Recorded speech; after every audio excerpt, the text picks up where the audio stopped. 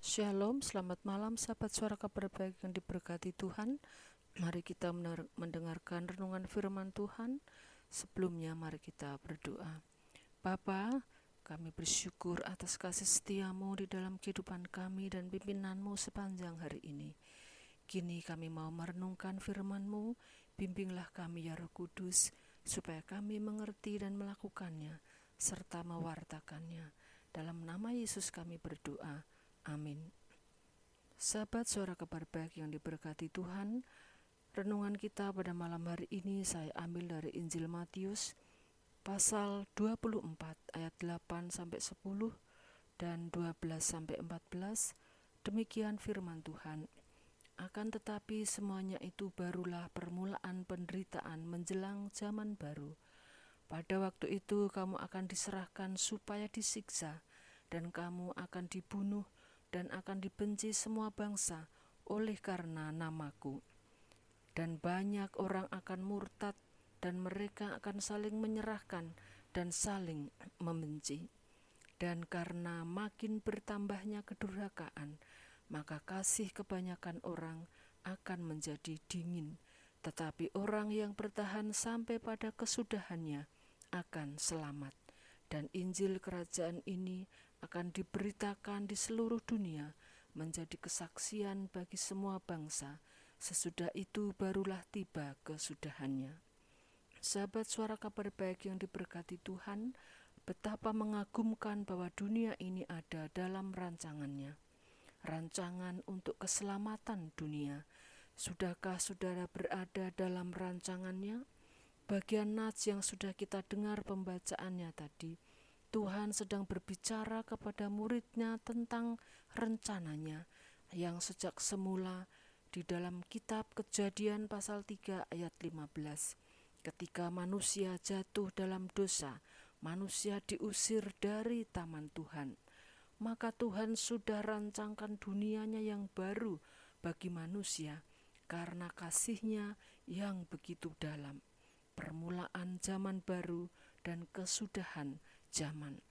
Berhikmatlah menilai tanda-tanda zaman ini, seperti persis yang sudah Tuhan Yesus ajarkan secara detailnya dalam pembacaan ayat suci yang sudah kita dengar pembacaannya tadi, yakni penderitaan menjelang zaman baru. Pada waktu itu kamu akan diserahkan supaya disiksa, dan kamu akan dibunuh dan akan dibenci semua bangsa oleh karena nama Tuhan.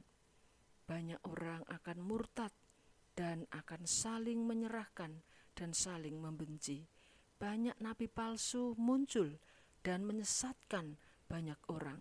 Makin bertambahnya kedurhakaan, kasih kebanyakan orang akan menjadi dingin.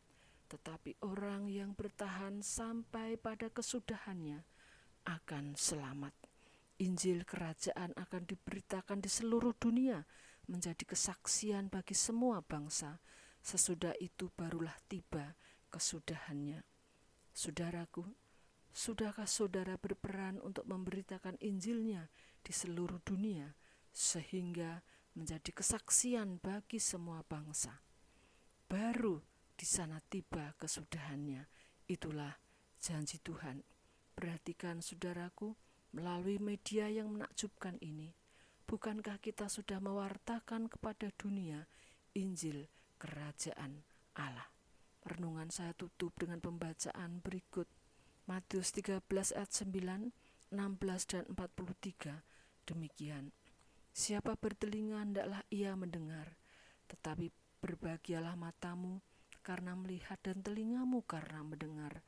Pada waktu itulah orang-orang benar akan bercahaya seperti matahari dalam kerajaan Bapa mereka. Siapa bertelinga, hendaklah ia mendengar. Amin. Saudaraku, pemberitahuan dari Tuhan yang sangat mengagumkan. Firman-Nya ya dan amin, tak satu pun yang gagal. Mari kita berdoa. Bapa di dalam surga, puji syukur kami naikkan kehadirat-Mu ya Allah yang Maha Kudus. Berilah kepada kami ya Tuhan mata hati kami untuk berhikmat, untuk mengerti akan firman-Mu, sehingga kami menjadi bilangan dari umat-Mu yang ada dalam rancangan besar-Mu.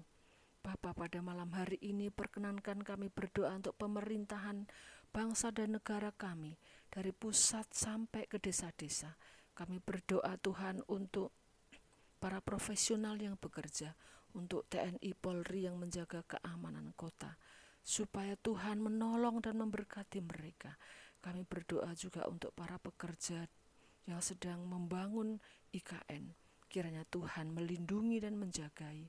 Kiranya Tuhan semua pemimpin pemerintahan ini Engkau pakai untuk mensejahterakan negeri ini. Bapa, kami berdoa untuk anak-anak Tuhan yang sakit, Tuhan kiranya pulihkan, yang dalam pergumulan hidup Tuhan menolong. Demikian pula Tuhan, istirahat kami malam hari ini, kami serahkan di dalam perlindungan Tuhan. Terima kasih ya Bapa. Ini doa dan ucapan syukur kami yang kami pohonkan di dalam nama Tuhan Yesus Kristus. Kiranya berkat perlindungan dari Allah Bapa, persekutuan dengan Roh Kudus dan kasih Sang Putra menyertai hidup kami semua. Amin. Tuhan Yesus memberkati. Selamat malam.